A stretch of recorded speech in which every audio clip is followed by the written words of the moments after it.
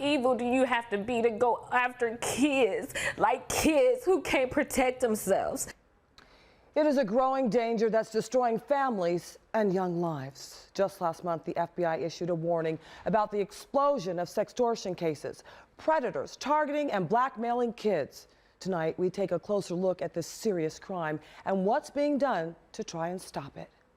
We did everything that people tell people as great parents to do. A mother and father robbed of their only child. We kept our son out of drugs, off the streets, out of alcohol, active, in school. Robbed of his innocence. And we still lost our son, and that is not fair. Come on, James! Come on, James! Come on, baby!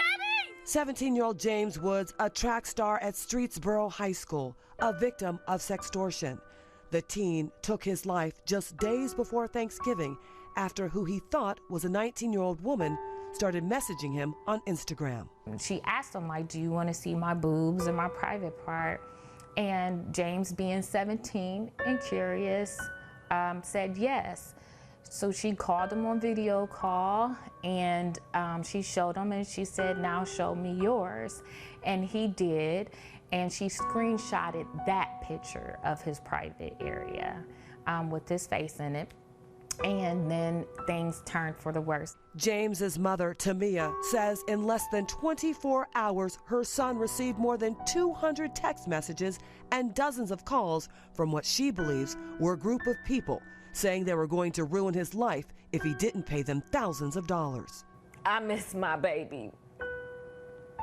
I miss his touch. I miss his smile. Just last month, the FBI sent out a nationwide warning about what they're calling a horrific increase of sextortion cases.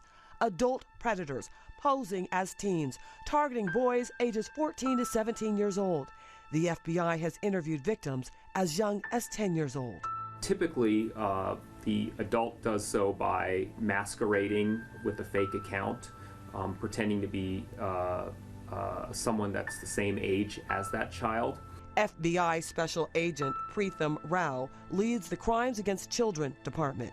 Last year, law enforcement received more than 7,000 sextortion complaints with at least 3,000 victims. We believe that there are many more victims that are not coming forward because of the guilt, because of the shame, and because of the fear of punishment. How troubling is this for you? As a father myself, it terrifies me. Bay Village Police Sergeant Edward Chapman says sextortion is something the department's been dealing with on a regular basis. Their school resource officers are now focusing on educating middle school students and warning about the dangers, but tracking down the predators who are often overseas and prosecuting them is challenging. We'll start tracking usernames for whatever the social media site may be to see what we can get as far as who owns that account. Unfortunately, a lot of those end up being just fake accounts, and they end up using VPNs or some type of masking IP, where they don't know who they are or where they're coming from. So you can't find that person responsible. It makes it very difficult. We met this Westlake mother 3 years ago when she shared her then 12-year-old daughter's terrifying ordeal, a nightmare that lasted several months. A predator befriended her child, convincing her to send nude pictures and videos, then threatened to send them to others if she didn't cooperate. Police never identified him. To know she wasn't safe in her own home was very sad.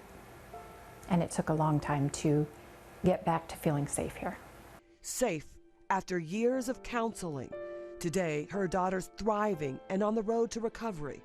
Now, for the first time, she's speaking out in hopes of helping others. It felt like I fell into a trap that I couldn't escape from. I just want to spread awareness that there may be more people like that, and I wouldn't wish it upon anyone. There are other people that might be going through my same situation. And I need our kids to talk to us. Like, no matter how humiliating, no matter how embarrassing you may think it is, like, I need you to talk. If you don't do it for anybody else, you gotta do it for James.